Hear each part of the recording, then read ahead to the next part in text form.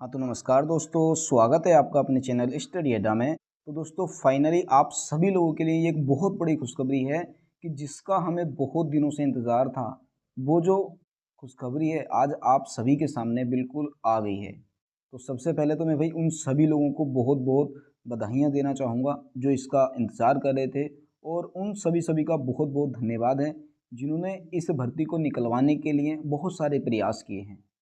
तो सबसे पहले भाई उन सभी लोगों को बहुत बहुत धन्यवाद है कि जिन्होंने अपने अथक प्रयास किए हैं इस प्राथमिक शिक्षक भर्ती को निकलवाने के लिए, चाहे वो किसी भी प्रकार का संगठन हो, चाहे कोई भी पर्सन व्यक्ति हो या कोई भी हो जिसने इस भर्ती को निकलवाने के लिए प्रयास किए हैं। तो मेरा उन सभी लोगों को बहुत बहुत धन्यवाद है और आप सभी को इसकी बहुत बहुत शुभकामनाएं हैं।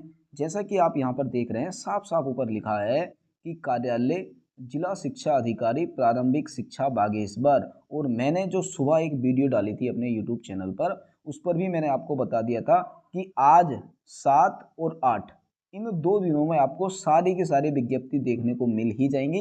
इन केस अगर कोई रह भी जाती है तो वो 9 नवंबर को आपको देखने को मिल जाएगी, और वैसा ही यहाँ पर हुआ है। यानी कि जैसा मैंने सुबह आपको वीडियो में बताया था सेम टू सेम वैसा ही यहाँ पर हुआ है। ठीक हो गया ना। तो आप सभी के लिए एक बहुत बड़ी खुशखबरी है, आपकी यहाँ पर जीत हुई है कि जितने अभ्यर्थी इस भर्ती को निकलवाने के लिए प्रयास कर रहे थे उनका प्रयास यहाँ पर सफल हुआ है। और आप यहाँ पर देख भी रहे हैं साफ साफ कि यहाँ पर डेट आज की ही लिखी है, दिनांक 7 नवंबर 2025, प्रारंभिक शिक्षा विभाग के अंतर्गत सहायक अध्यापक प्राथमिक की विज्ञप्ति। ठीक हो गया। ये शासनादेश संख्या आप सारा का सारा पढ़ सकते हो, 31 अक्टूबर 2025 के द्वारा प्रदान की गई अनुमति के नियम में आप सारी चीज़ें यहाँ से देख सकते हो। तो जो मेन चीज़ें हैं वो ही मैं यहाँ पर बता देता हूँ। तो यहाँ पर ये जो सहायक अध्यापक प्राथमिक की जो भर्ती होती है ये ग्रेड 3 की होती है। वेतनमान इसमें 35,400 से लेकर 1,12,400 लेवल 6 होता है ये। ठीक हो गया ना। यहाँ पर अगर हम देखते हैं कि इसकी जो आवेदन करने की अंतिम तिथि है ये 29/11/2025 है, और ये ऑनलाइन नहीं है, इस चीज़ का आपने ध्यान रखना है। ये आपको स्पीड पोस्ट के माध्यम से भेजने पड़ेंगे। ठीक हो गया ना। और कब तक? 29/11/2025 तक शाम 5 बजे तक कार्यालय जिला शिक्षा अधिकारी प्रारंभिक शिक्षा बागेश्वर के पते पर भेजे जाएंगे। यानी कि आपके जितने भी आवश्यक प्रमाण पत्र हैं उन प्रमाण पत्रों को शुभ प्रमाणित करना है, उनकी प्रतियां बनानी है, और स्पीड पोस्ट के माध्यम से आपको 29/11/2025 की शाम 5 बजे तक आपको ये सेंड करने हैं। ठीक हो गया। बाकी जो जितनी भी जानकारी है ये जो इसकी वेबसाइट है यहाँ से आप जाकर देख सकते हैं। ठीक हो गया। दूसरा ये देखो, आपको कल न्यूज़पेपर में आपको देखने को मिल जाएगा, यहाँ पर साफ साफ लिखा है कि जो दैनिक समाचार पत्र है, दैनिक जागरण है, अमर उजाला है, हिंदुस्तान है, ये जो 4 समाचार पत्र हैं इन 4 समाचार पत्रों में कल आपको देखने को मिल भी जाएगी ये विज्ञप्ति। ठीक हो गया ना। बाकी अब हम देख लेते हैं कि इस जिले में कितनी पोस्टें आई हैं। तो यहाँ पर अगर आप देखेंगे तो सीधा सीधा साफ साफ यहाँ पर ये लिख रखा है कि यहाँ पर जो पदों की संख्या है टोटल, यहाँ पर कहाँ लिखी है, नीचे लिखी है। ठीक है, नीचे दिखा देते हैं। ये देखो यहाँ पर अगर आप पदों की संख्या देखेंगे तो ये आपको देखने को मिल जाएगी। जो मैंने लिस्ट डाली थी सुबह मॉर्निंग में पदों की संख्या बताने के लिए, ये वही पद है। हमने बोला था कि भाई जो बैकलॉग है वो अलग से आएगा, परंतु बैकलॉग अलग से नहीं आया है, उन पदों में ही टोटल बैकलॉग जुड़ा हुआ है। यानी कि इस तरह से जो 1684 पद हैं यही आपके आने वाले हैं। उसी लिस्ट के हिसाब से ये सारे के सारे पद खुल रहे हैं। हालांकि नैनीताल की भी मेरे पास आ चुकी है, वो भी मैं आपको दिखा दूंगा इस वीडियो के अंत में ही।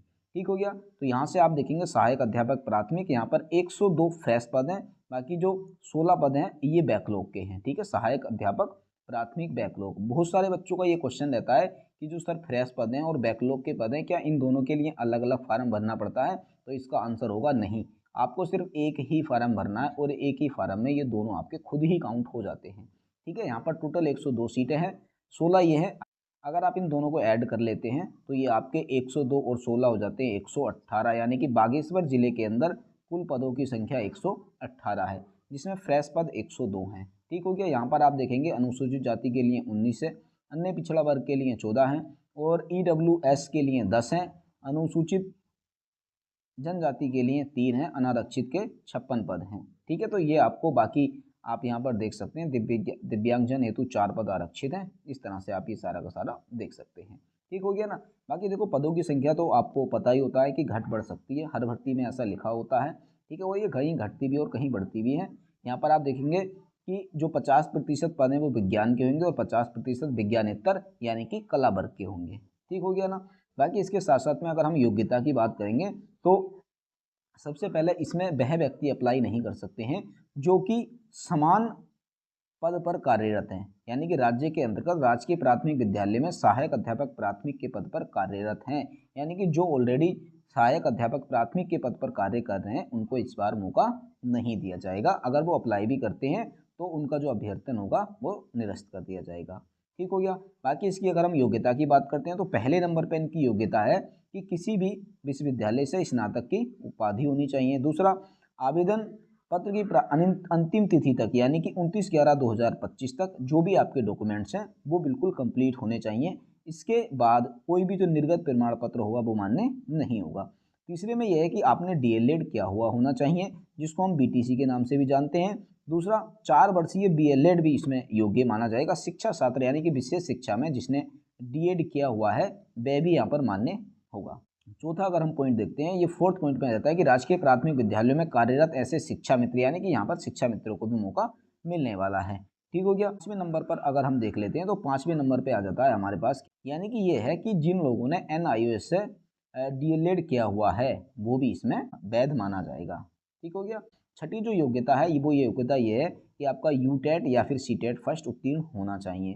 ठीक है। सातवीं जो आपकी योग्यता होनी चाहिए वो क्या होनी चाहिए, अनुसार निर्धारित पदों का विशेष संयोजन व चयन प्रक्रिया उत्तराखंड राज्य की प्रारंभिक शिक्षा सेवा नियमावली 2012 यथा संशोधित में निहित प्राविधानों के अनुसार की जाएगी। यानी कि यही है कि आपका जो विशेष संयोजन है जो नियमावली में बताया गया है उसके अनुसार होना चाहिए। अगर विशेष संयोजन में आपको कोई डाउट रहता है तो इसके ऊपर मैंने अपने यूट्यूब चैनल में वीडियो बना रखी है, आप वहाँ से जाकर देख सकते हैं। ठीक हो गया। बाकी आवेदन की जो पात्रता होगी आप सभी को अच्छे से पता होगा कि जो उत्तराखंड राज्य का स्थायी निवासी होता है उसी को मौका मिलता है। कोई भी जो अदर स्टेट का निवासी है तो भाई अन्य राज्य वाले को यहाँ पर मौका नहीं मिलने वाला है, इस चीज़ का बिल्कुल भी ध्यान रखना है। दूसरा, कि उत्तराखंड राज्य के किसी भी जनपद के सेवा योजन कार्यालय में पंजीकरण हो, ये अभ्यर्थी को सेवा योजन कार्यालय में उसका पंजीकरण होना बहुत जरूरी है।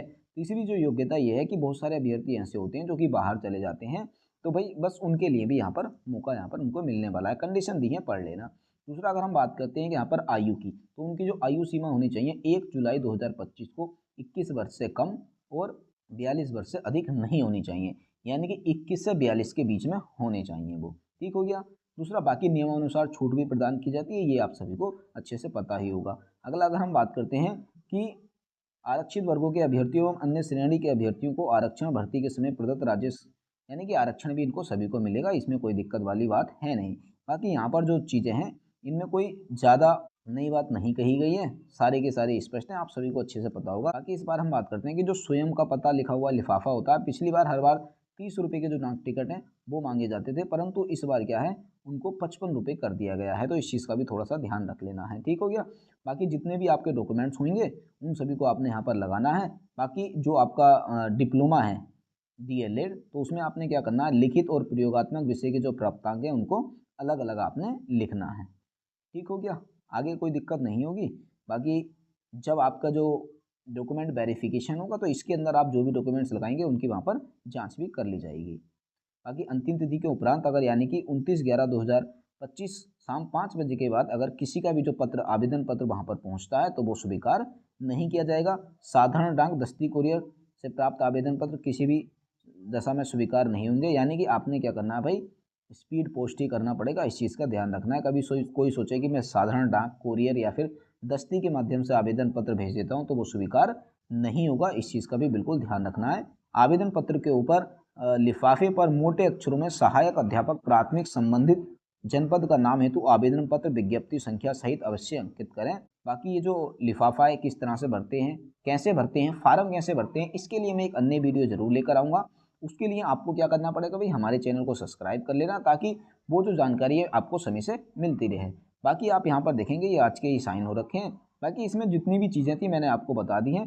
फिर भी अगर आपका कोई भी डाउट रहता है तो आप कमेंट बॉक्स में हमसे पूछ सकते हैं, आपको जल्द से जल्द उसका जरूर से जरूर समाधान दिया जाएगा। एक क्वेश्चन और ये पूछा जाता है कि सर जितने भी एनआईएस वाले अभ्यर्थी हैं क्या उनसे जो अन्य डॉक्यूमेंट्स हैं क्या वो मांगे जाएंगे या नहीं मांगे जाएंगे। तो देखो यहाँ पर उनको बिल्कुल इक्विवेलेंट कर लिया गया है, तो मेरी तरफ से तो यही है कि उनसे कोई भी डॉक्यूमेंट्स नहीं मांगे जाएंगे, परंतु फिर भी आपने क्या करना है अपनी साइड से फुल सेफ्टी के लिए आपके जो भी डॉक्यूमेंट्स थे उनको एक बार बना के जरूर से जरूर रख लेना ताकि इन फ्यूचर आपको कोई भी प्रॉब्लम नहीं आए।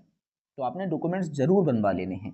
आपने ये मान लेना है कि हाँ भाई डॉक्यूमेंट्स मांगे जाएंगे तो आपने बनवा लेने हैं, क्योंकि अगर नहीं मांगे जाते हैं कोई दिक्कत नहीं है। अगर अचानक से कहीं पर भी मांग लिए जाते हैं या कल को आने वाले समय में कोई आपके खिलाफ आरटीआई लगा देता है कि भाई इसने ऐसा नहीं किया था और फिर उस समय आपसे डॉक्यूमेंट्स मांगे जाते हैं, तो उस समय आपको बहुत परेशानी का सामना करना पड़ सकता है। तो इसलिए आपने क्या करना है, उन डॉक्यूमेंट्स को अभी से बना के रख लेना है। ठीक हो गया।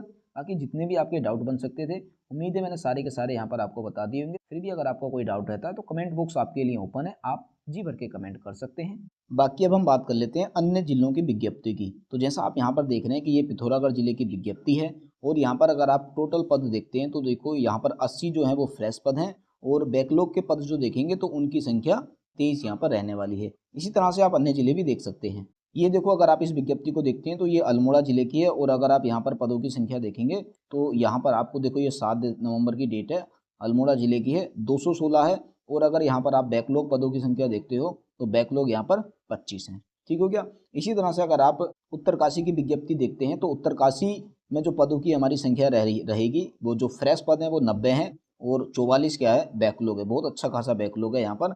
इसी तरह से आपको जो हर जिले की विज्ञप्ति है हमारे टेलीग्राम चैनल पे मिल जाएगी, तो आप हमारे टेलीग्राम चैनल को भी ज्वाइन कर सकते हैं। बाकी अगर आपका कोई भी डाउट रहता है, कोई भी क्वेश्चन रहता है तो आप कमेंट बॉक्स में हमसे पूछ सकते हैं। बाकी आज की जो वीडियो है यहीं पर समाप्त करते हैं और हमारे जो टेलीग्राम चैनल का लिंक है वो इसी वीडियो के डिस्क्रिप्शन बॉक्स में दे रखा है। वीडियो अगर आपको हमारी अच्छी लगी हो तो वीडियो को लाइक कर देना, अपने दोस्तों को शेयर कर देना। बाकी मिलेंगे हम बहुत ही जल्द अगली वीडियो में, तब तक के लिए बेस्ट ऑफ लक।